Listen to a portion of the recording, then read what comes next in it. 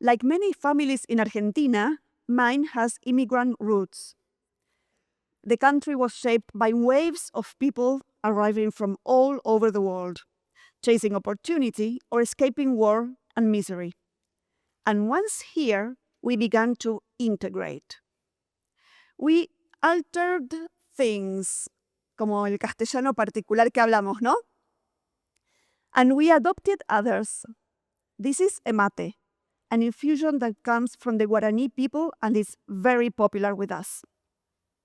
It looks like just a drink, but it's actually a communication device designed to foster conversations. You'll see.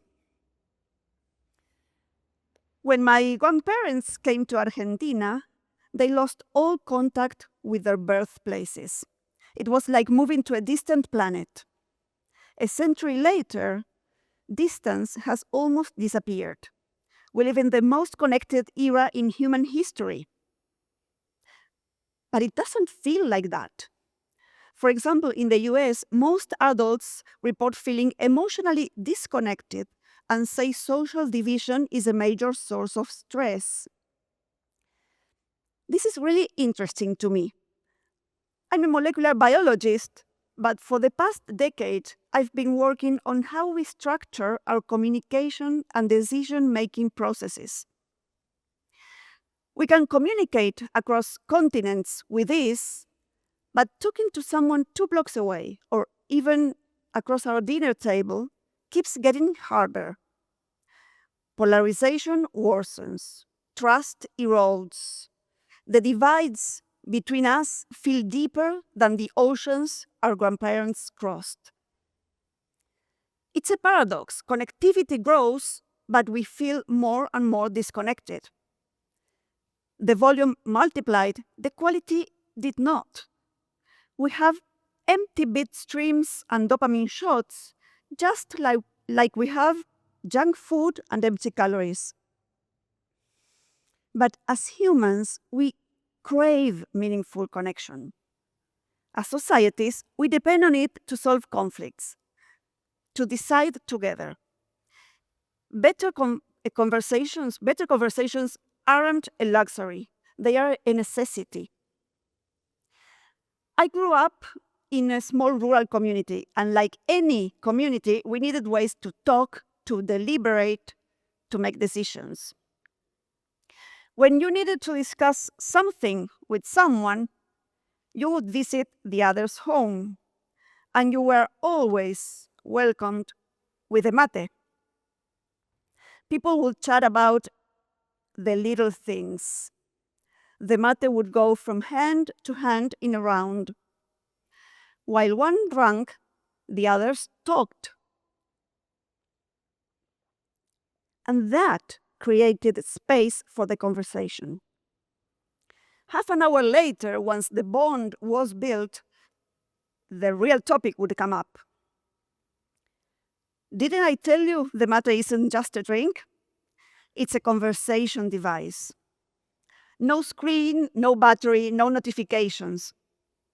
And we still do the same. We make mate rounds everywhere. And it still helps even with the toughest conversations. You can't rush it. The mate ritual has its rhythm. You can drink it alone and have a conversation with yourself. Communication needs spaces, rituals. It is not a mechanical act. We do not talk to people. We talk with people. That takes time, patience, attention, the human part we can't outsource. But I'm not here to sell you an exotic drink. Mate is just an example, a reminder that we can design contexts that encourage better, deeper conversations. When I speak about this, I usually hear 2 objections. First, we don't have time. But the real cost is not the time we spend talking. It's what happens when we don't.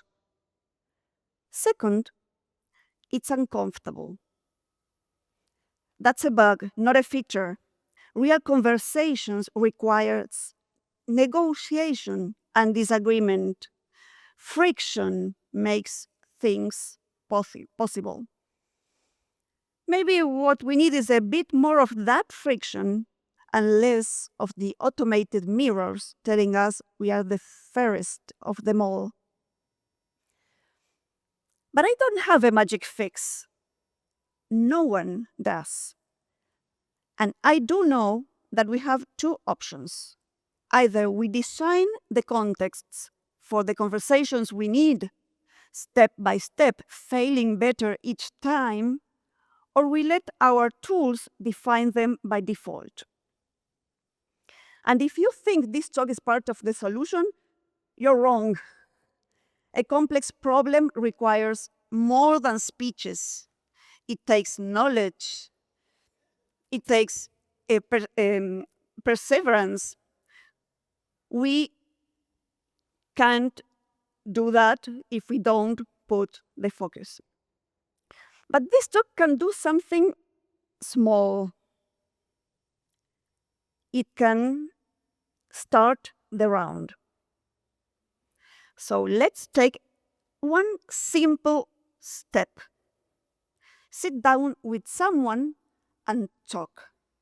Share a mate or whatever ritual works for you. You can start the round. Thank you.